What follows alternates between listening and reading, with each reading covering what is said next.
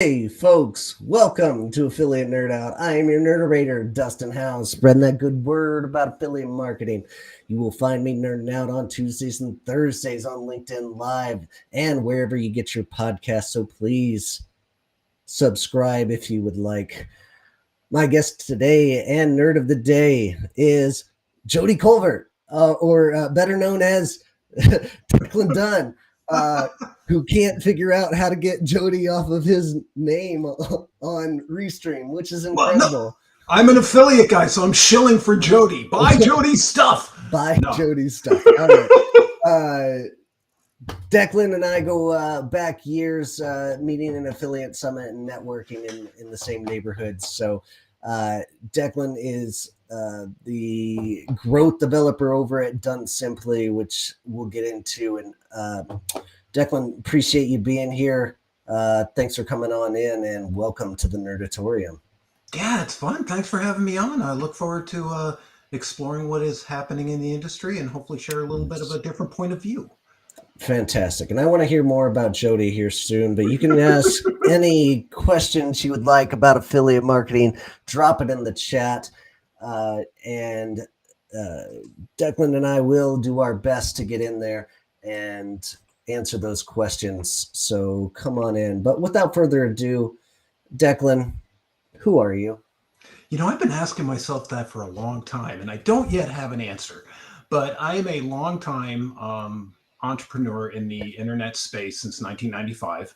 And I developed an educational site that actually taught me how to do partnerships. My first two are with ABC and PBS while I was working out of my bedroom. And I learned to drew it into the affiliate world and started working with a number of merchants, worked about 35 different merchant programs from 1998 to 2005, when I did a lot of management, and also worked as a publisher and as an affiliate. So I've always played both sides of the equation. And as my friend Wade Tonkin of Fanatic said when I came back to the space, he goes, it's like the Hotel California. You can check out, but you can't leave.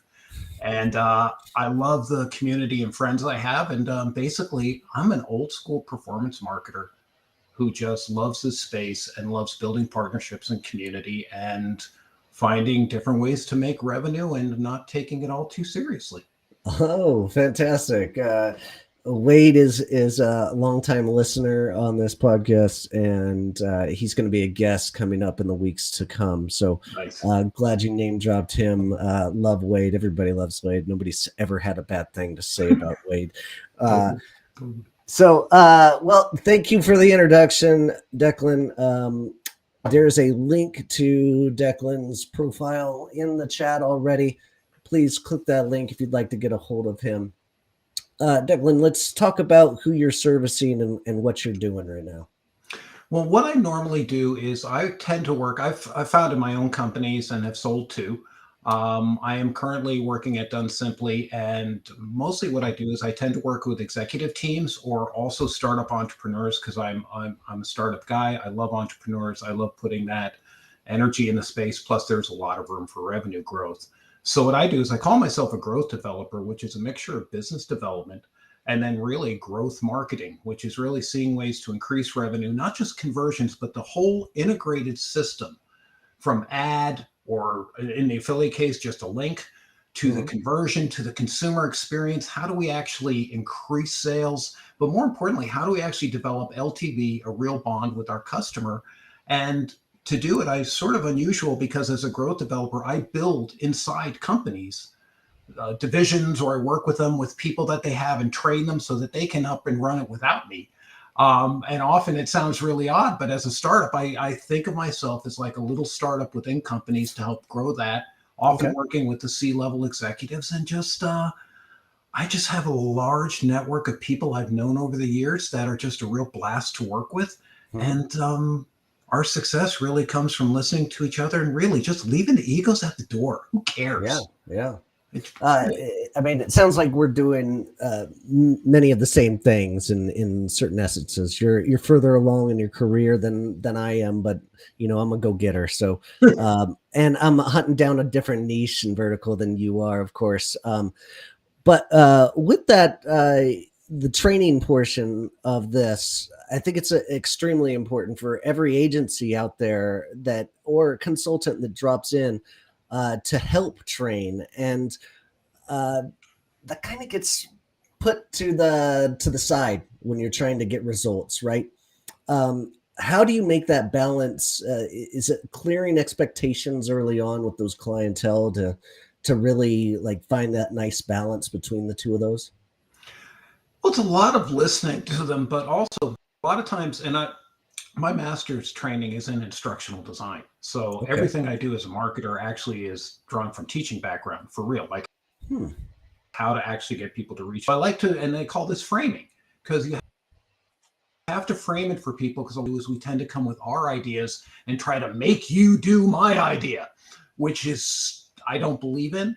And I try to set up collaborative systems. And when I do that, often people will look at me. In fact, they'll go, "Oh, I don't really understand that." And to your point, I've been in the business way too long in a good way. So I don't expect people to inherently know what I do. And plus, I don't think because I've been in the business long, that makes me the guy. Follow me. That's just not what I do. Yeah. When we work together, I mean, I learn from everybody. And that's what I try to do. So for training, I really come in, but we train not by sitting people around in a room listening, but I'm sort of like your chat GPT in a way. You come into me, we set up specific action tasks, Hmm. specific principles and goals, but then we have supplemental training that goes along with it so that people learn by doing. And that's really not only the key, as anybody who's in instructional design will tell you, it's the best training is to actually try it. And as I always told all my employees back in the day when I had a big agency, when it works, be amazed. So I get them into this lacking. We thought up an idea, better work. No, that's a joke. In fact, if it works the first time, I feel bad for you, because the best ones don't work the first time. You have to pivot a few times, and that's the training. But the training is with the customer. And so doing that, I really bond with some of the people that I work with. And my goal is to really empower them to run it themselves and really be an equal and deliver results. So you see what I've done is I've taken training from being this separate thing, which is why people hate it. Oh, sit in a room and listen to somebody talk and then write some test exam and say what you think. That is not a test. Here's the test. You, Dustin, you and I know it, right? Did they buy? Are they coming back? Do my affiliates like me? How can I improve that? That's Okay. training. And that's, to me, is at the core of everything I do. We're always training. We're always learning. We're always listening. And that's how I try to frame it again so that the people I work with will understand it. And quite honestly, Great. if they don't, That's a beautiful way to put like you always got to be learning from your failures, and it is good to fail. Sometimes fail you can hurt, and but if you don't grow from it, that's the real travesty of it all. Like it sounds like you're honing in on what it means to fail and fail the right way. So I love that message that you're doing, and you're talking about like who you're serving, the customers you bring in. Um, let's elaborate a little bit more on the funnel process of the company and the conversion rate. Like you're testing this out. What's one of the first things you test out on a website and make sure that they're going in the right direction, or this is what you need to focus on first rather than this? well, one of my first things is like, to me, let's nerd out a little bit. Everything is dependencies. It's not like this, like everyone say, oh, is it conversion? But what led them into the introduction? What Yeah. prepares them? So, like the affiliate, if the affiliate just chucks some link on a page, and I'm not trying to judge here, there are 100,000 different ways to do stuff. And frankly, if it works, yay. Okay, you're right. Doesn't matter what I think.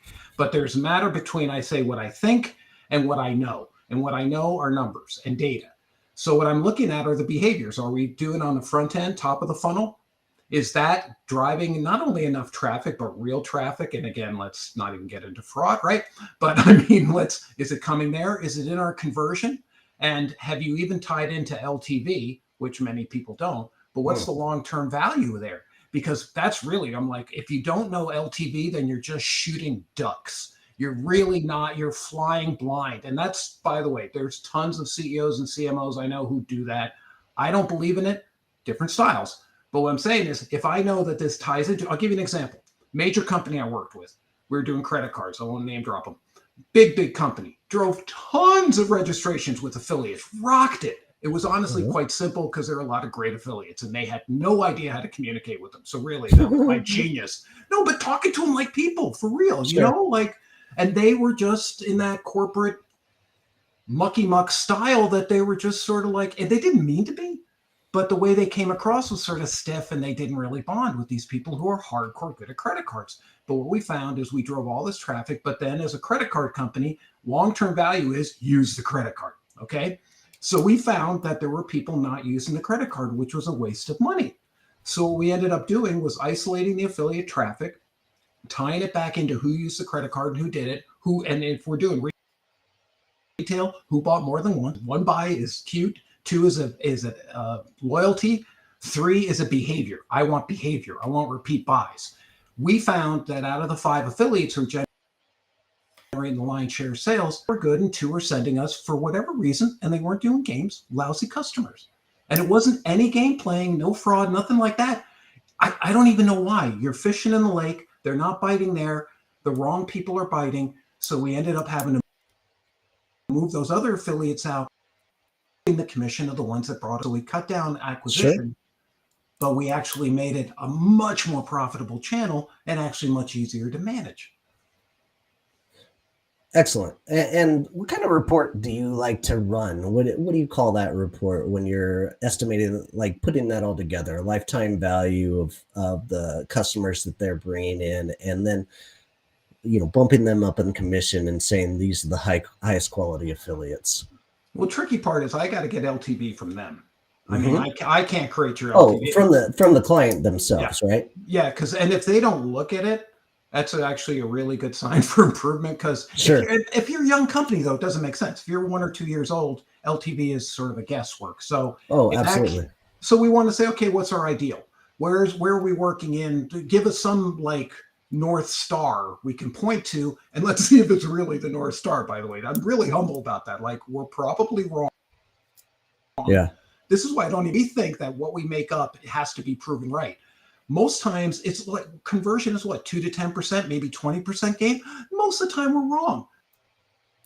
So it's like crazy, but you want to know, okay, if we have this North Star of long-term value, is that double purchases? Is that, we're in coupon sites, it's much different. There's aggregated purchases, but I want to have that defined. And what I usually do is just a report that just does the conversions, but then ties it into projected value of that customer. If we know a little bit about them, LTV can help us, but what we're really looking at is to keep this, like to work with people longer than 3 to 6 months, which most in the industry now are doing, which is insane to me. Always has been. I've argued against it because the fact is, to me, to prove out, I need 6 to 12 months. And if you're in the agency business, you know it. You need time. This is like, this isn't a drive-by. Do you want fries with that customer? I don't work with people like that, not because that's not what I do well. And I also don't think it's serving the customer, nor, because remember, I always serve the customer, not the client. If the rest figures itself out.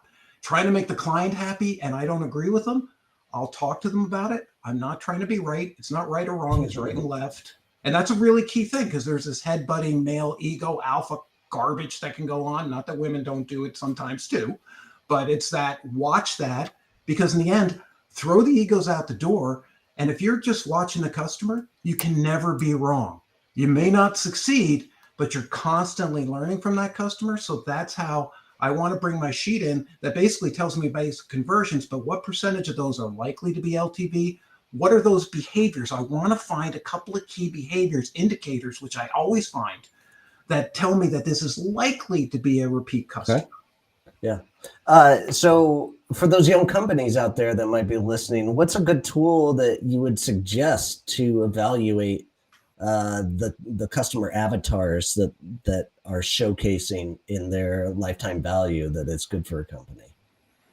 Well, it's interesting because that's a database thing, generally, and there aren't, that's such a deep question in terms of database and what they can handle. I mean, you can use a spreadsheet.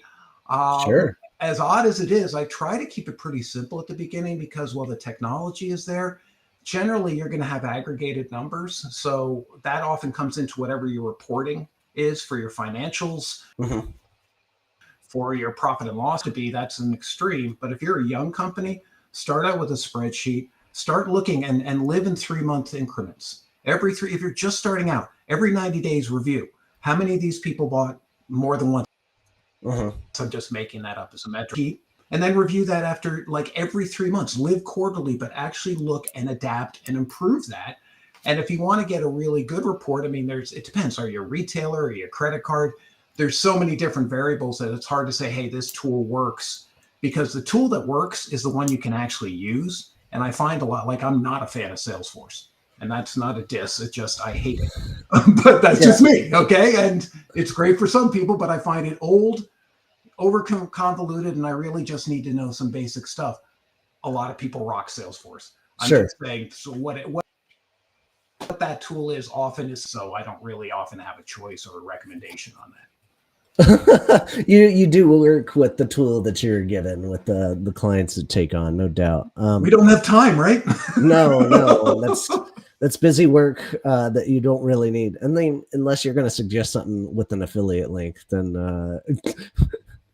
Right. that's funny. I think you and I nerded out one of the first times we met over coupon sites, and you were talking about attribution and the value of those customers. And there's a CJ study done like 5 years ago, maybe at this point, that said coupon sales increase the lifetime value of the customer, and these are good customers. And there's literally one study that's like protecting coupon sites, while you and I just basically have our stance of like, I'm not working with coupon and loyalty sites for the most part. Like, we keep them out of our program. But do you still have that stance? Do you diversify your portfolio when you're working with clients, or what's your stance on them these days?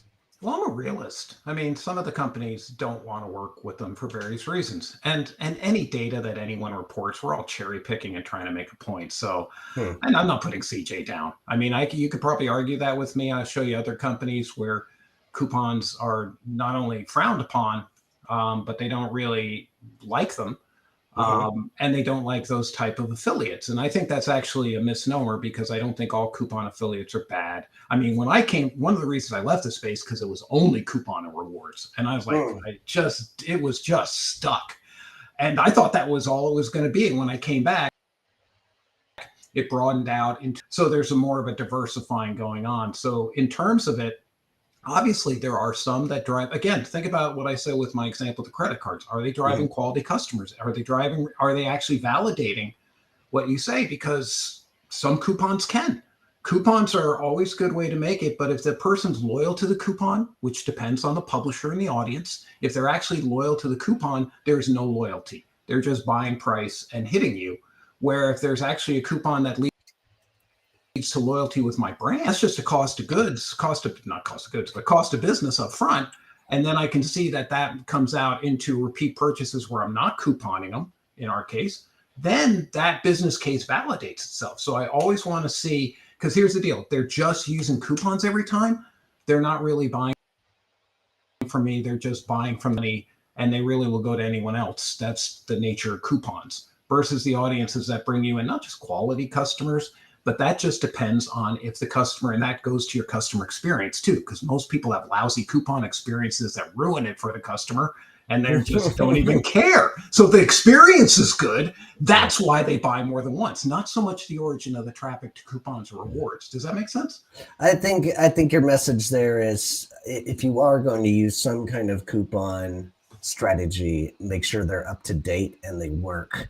And if you are going to feed them to the algorithm out there that is, putting them up on their websites, make sure that they are up to date and you have some kind of relationship with those coupon sites that you can get those taken down. That's a tough task, but I think the message is not. So if not coupons, then who are people supposed to turn to? What is your bread and butter, like go-to first partners that you want to go searching for when you're working with clients?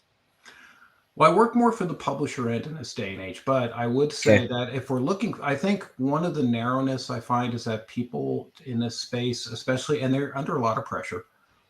Some of this comes from the fact that the brand is actually pushing them to do things that, you Okay. know, get me so many affiliates, and not real. And there are some who think it through and actually understand the space, and there are many who don't. They're just part of the marketing thing. I don't mean that to be judgmental. It just is.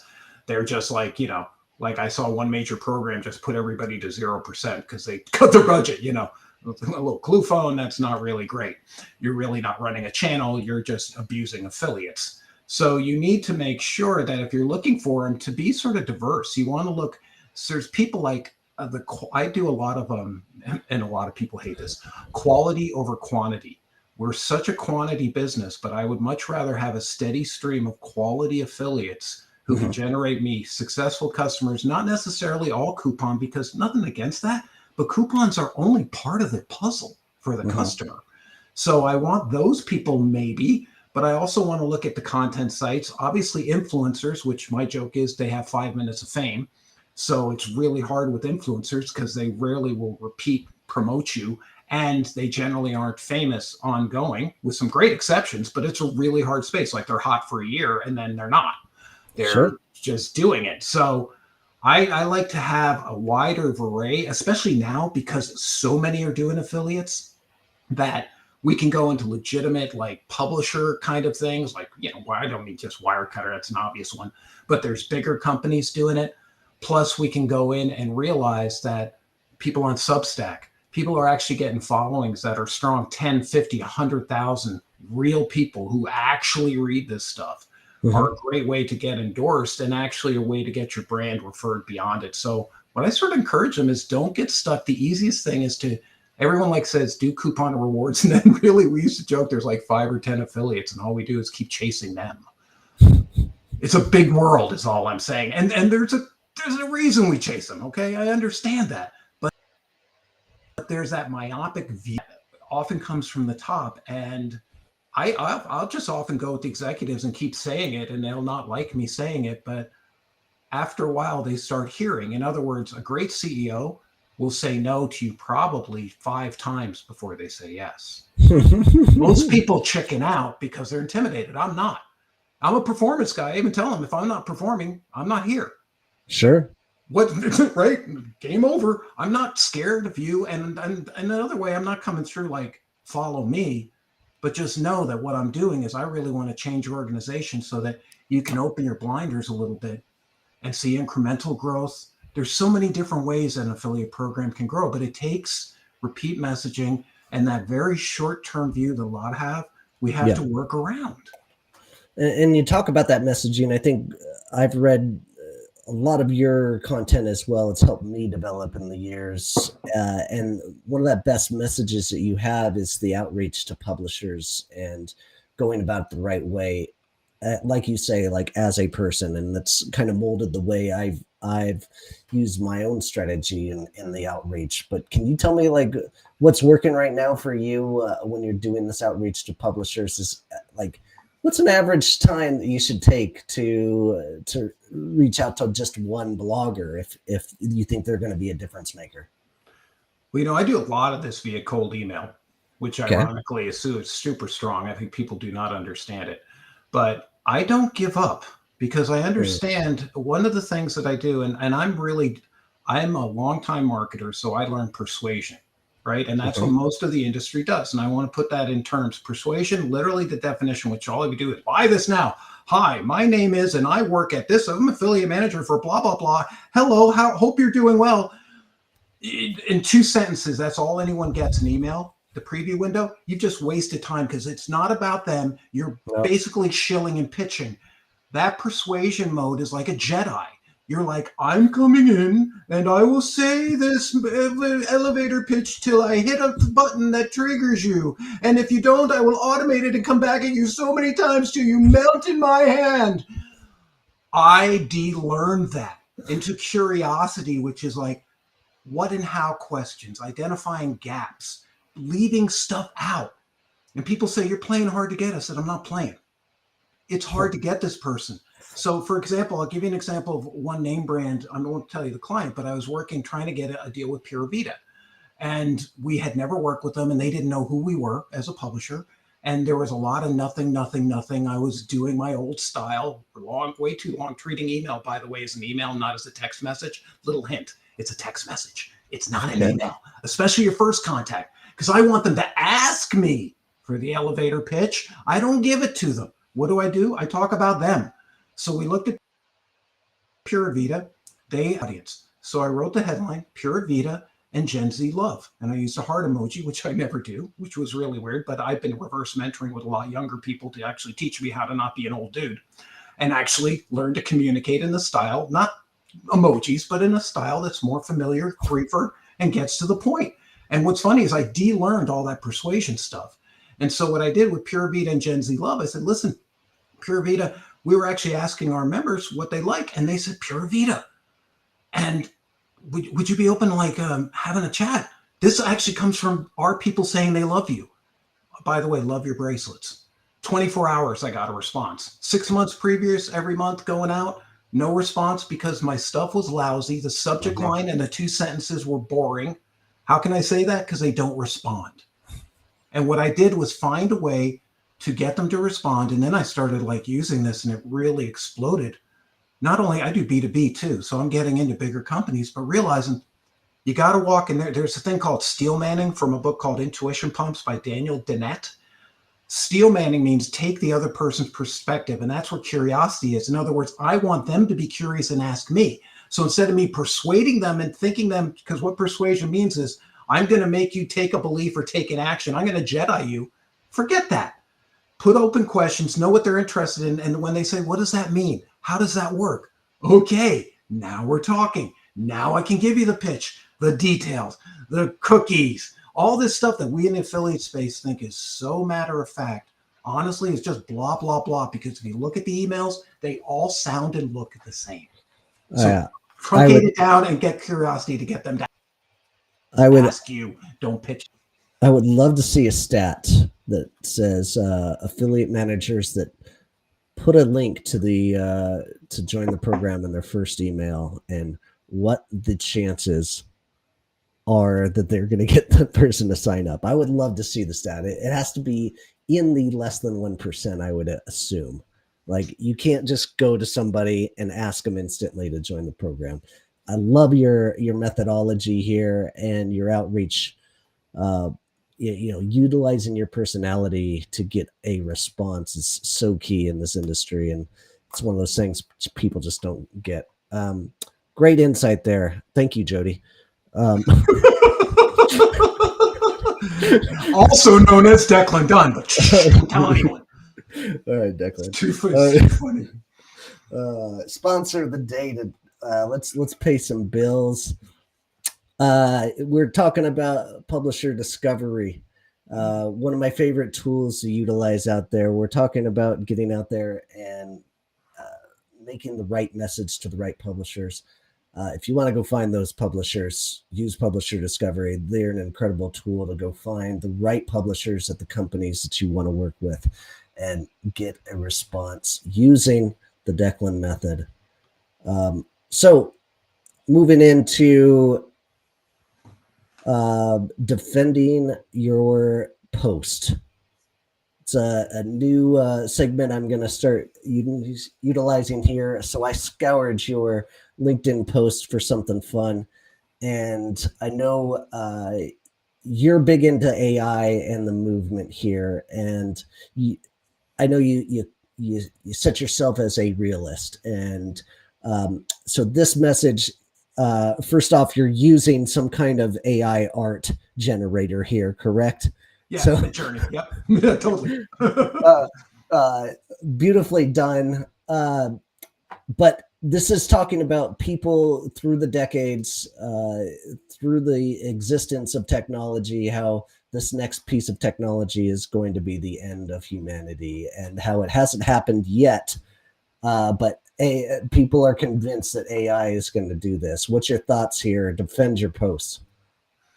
Well, if you look at human behavior, anything new that comes up, it's either in two extremes, and everything's a spectrum to me.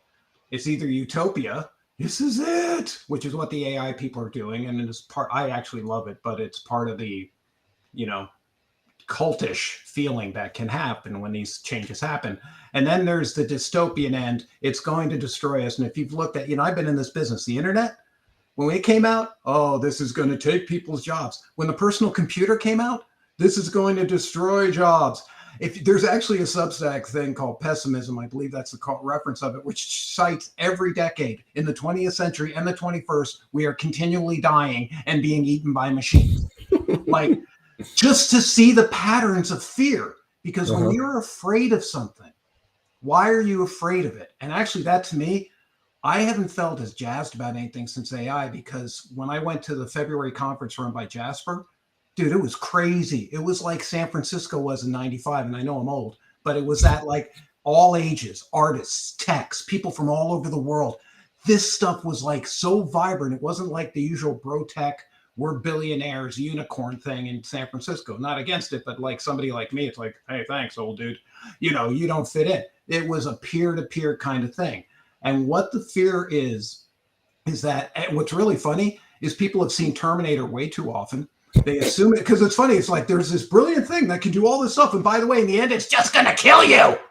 It's like, that's human. And what's funny is my one friend goes, oh, it's going to be nuclear war. There's going to be fakes and frauds. I go, what? Like we have now? That's a human thing. And what's funny is, but I do understand the power of using this, that these tools can augment. They're not meant to replace you. And that these kind of things generally bring across great change. Like the economy in the 1980s grew because the personal computer that everyone was afraid of was going to destroy everything. It radically shifted the way America grew. The level. AI is going to do that freaking quantum. And why? Because it's improving processes. People will lose jobs. People will also gain jobs. Because as much as it's going to be replacing stuff, we create new opportunities. So while I may be drinking my own Kool-Aid in it one way, I do know that using this, like, if you want to make your future, if you're going out in fear and trying to control it, you're going to be left in the time tunnel. Look at Kodak cameras, okay? No, digital cameras are a lie. They're going to destroy jobs. No, they didn't. They opened up a whole world of possibility. All I'm saying is it's here. It's not going away. And what's smart is you can either fight the truth and fight what's happening, or adapt. And to me, we need to learn to be adaptive. And people are losing their jobs because I think it's crazy. But the other end is that's not what it's all about. So all I'm saying is when people react in fear, fear drives so much of what we do. And what's really funny, when I see a lot of fear, usually that's something really good. That's interesting. Point of view. Yes, indeed. And with that, like, you're creating your own podcast, the AI Optimists, and that's launching soon, right? So you get to bring on guests that are experts in this field and get to talk to them about what's going on and what to expect. And that must be fun for you. You seem pretty passionate about this project here. I will, but the AI Optimist, a lot is going to be me teaching people, and teaching people is actually how to work with AI and identify it. So a lot of it will be me doing training, and also training in the sense of, because the reason I call it the AI Optimist is obvious. Okay. There's a whole school of people who say it's going to kill us, by the way, and Google and Facebook and Meta all want to actually control it. So like all this regulate stuff, give me a break. What they're actually saying is let us do it. And I'm praying for the little person, the little startup, the teenager going, screw, who's going to invent this stuff and actually do stuff that they don't do. Don't get me wrong, but big companies rarely create innovation. Little hint. Google didn't create innovation. Alta Vista was the top search engine. Google ate them, okay? They all thought the game was over. I've just been through this too much to see this, and I hope, because I think that's where you see real breakthroughs. But what the AI Optimist is doing is, how do you actually use it? People are just throwing stuff out there. Where do you fit in? What are the gaps? How is it used in education? What do you teach your kids to study now that some of these jobs are gone? Not gone, but pretty clearly not what we all grew up with. So I'm looking at that aspects. I definitely want to interview some people, but a lot of it will be looking at a year-long project. How can we get the best out of it? What can we do to prevent the stuff that, by the way, I don't take it lightly that some of the stuff that threatens is not a possibility. but you need to be scientific. And scientific means if you're telling me something, it's got to be falsifiable. Most of the stuff they say is not even close to falsifiable. It's actually religious belief systems almost. AI will destroy AI, and AI is an overarching term to begin with. So what I want to do is take the hype out, spend a year in it, see if that goes longer. But this year-long project to actually show people how to use it, how to bring it inside their companies, how to leverage these tools, doing their own things, not just like going to ChatGPT, which, by the way, next year might not even matter. And just being open to that. Many of the first moves, I don't say that lightly, it might not matter. I personally hope it doesn't, because I don't like a lot of the directions they're taking. And the fact is, these models need to think differently. And so I'm encouraging, I want to actually run into the person who's like an upstart who's starting this stuff, as well as some of the players, because right now everyone's talking to the people who already made the billionaires, and that's cool. But personally, I don't think the change will happen from the billionaires. It'll the new billionaire, trillionaire, maybe. There's another Steve Jobs out there. There's another Larry Page out there. All right. And we're all assuming that's just Larry's world, Google. You think Google's not freaking out? And they should, because these kind of shifts happen. So anyway, not to go on and on, but it's really like, I can tell you from my experience and my gut, this is massive.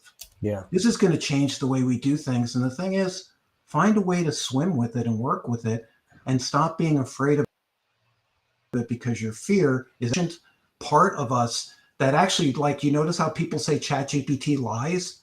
It's not human. It's just assembling data and giving you, by the way, it's just assembling stuff we've created and coming out with its best guess. It can't lie. And as the last thing I'll say is the writer's strike, and their little poster said, ChatGPT doesn't have childhood trauma. That's where we stand out. We are way incredible compared to AI. AI does some great things, but it's not great at nuance. It's not great at humor. It's not subtle. As a writer, it does a lot of things for me, but there's no way. As a marketer, if you're going to ChatGPT and cutting and pasting that stuff, learn to market, because it's garbage. It's like copycat garbage that's now being copycatted. And it's just garbage. It's not going to engage with people. Your first sentence, that's what you have. You have 3 seconds to 3 hours. That's actually behavioral in this world. And the stuff they come out with is what everyone else writes. And if you're in marketing, you know what we do. We copy, we copy, we copy. One unique thought becomes 1,000 cliches. Be original, because that's actually what I've done to open it up. And it's hard. But what can I do to speak to that person? And then they're like, oh, that's brilliant. No, it's not. It's iterative. It's subtle. What creates a behavior? What do they like? And once I get it, sometimes easy, sometimes not. But that's why I don't, dude, you're learning. Failure is not, if your kid doesn't learn, you don't go, that was a failure, son. You go, try again. And I think we need to give ourselves a little bit of that, because it's in the second, third, fourth, fifth effort that the radically cool stuff comes through, and the lazy people are just driving by, throwing stuff at the wall, opening credit for what happened. And a lot of times that short term does not create LTV. It actually negatively impacts the audience. You reach the end, and you're actually not bonding with the people you should. That's behavior. So it's really important the way you market. So anyway. Well, I love how passionate you are, and it sounds like you've got some good episodes, and especially to segment those out, and a lot of great points in there, especially on the Google side of things. You can see them pivoting more into the affiliate world and trying to do their own technology in part to keep up with the times, but they're not sitting by and waiting for it to happen, because somebody's going to overturn them eventually, right? But anyway, what do you see in good and bad in the affiliate management world? You must have seen something, or are you utilizing AI in some capacity to be a better affiliate manager? What are you seeing out there right now? Well, and if I'm not mistaken, is a publisher Discovery using AI? Is that the one that uses AI, or am I incorrect? Publisher Discovery definitely uses automation. I don't know the secrets behind what they do Okay. on their scraping of of Google results, but I know it works. I know it No, gets no, you no, totally, attracted totally. like publishers, right? But I don't know. You're starting to see some more coming into the industry as well. And Oliver, who made a comment, definitely you see spammier marketers copying. Yes, and this is your opportunity, by the way. This is the great AI opportunity, and let's bring it to affiliate managers. We tend to be copycats, right? We're so afraid, especially early people are so afraid. I used to challenge my people.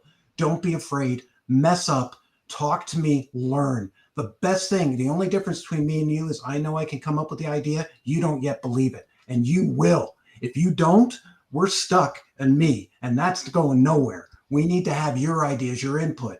So a lot of the affiliate managers will try to automate quite a bit. They'll blast. They'll say email doesn't work. So guess what happens? Email doesn't work. Sorry. Good luck text messaging people, right? That really makes them happy.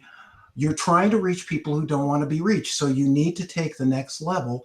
And so what you can use AI to do, for instance, is use it to review and evaluate your copy. Why don't you actually write a publisher profile that matters, not what you think they are, but put that out and then run your copy by them and tell ChatGPT or Bard, critique me, rip me apart, be mean. By the way, tell it. Don't be nice. Be really mean. And you're just talking to a bot. It will actually give you that. I do that with customers. I create profiles using the language from social media and the words, conversion pages they like, putting it into the blender. Jasper does this for me. They have a brand profile. I turn out so that my customers, I can then run my copy by them and say, what did you think of this? What was good? What's missing? So a lot of the affiliate managers, you need to do the same thing with the brands you're trying to reach, or as a publisher to reach the brands, or as a brand trying to reach the affiliate. Get your language into their language. You could copy and paste their language, run your copy by them, and do it. And actually have it said the way they would say it to you, not the way you would say it to them.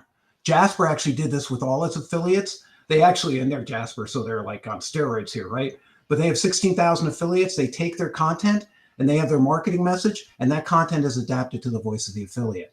While we can't do that, we can sure take the voice of the affiliate or the voice of the brand and then adapt our message to them. That's one way to use AI. And don't just copycat, be lazy, hit autopilot, and then look at it 3 weeks later. Watch it, especially early, till you systematize. When I spend like the first month, I'm systematizing. Second month, I'm testing. Third month, I'm scaling. But I need that 60 days. Most of us do this in 2 to 3 weeks. You're not testing, you're guessing. Love that. Love that message. And Adam Reamer just said that last week, actually. He's like, rate your copy and throw it through your AI to get the responses. And like you guys are preaching that same kind of concept. If you want to go check out Jasper, like Jody is telling you about.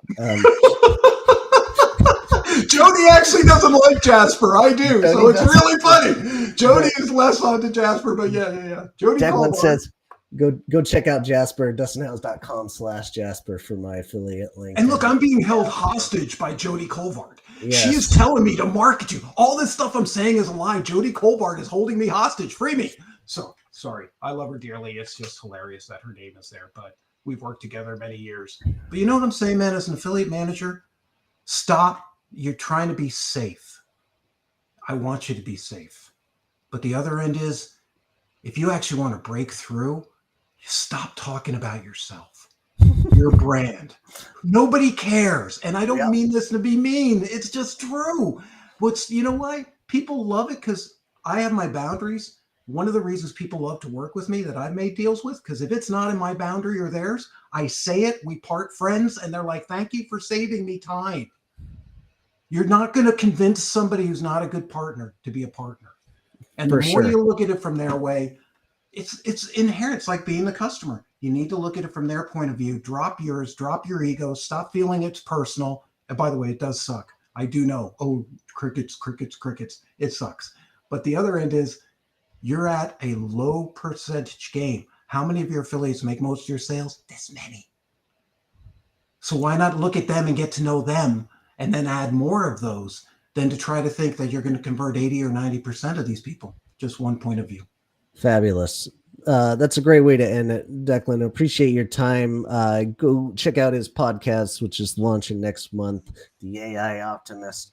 And for those of you who are listeners, My guest on Thursday is Brian Hawkins. He is a mattress niche expert, and we're going to talk about the terrible affiliate world in the mattress space because it is like the grossest competitive nature there possibly is out there. If you would like to join me as a guest, go to dustinhouse.com/nerd or get that QR code up here in the corner. Declan, appreciate your time. Thanks for being here. For everybody else out there listening, you, especially you, Oliver, good to hear from you, buddy. And take it easy. Thanks a lot.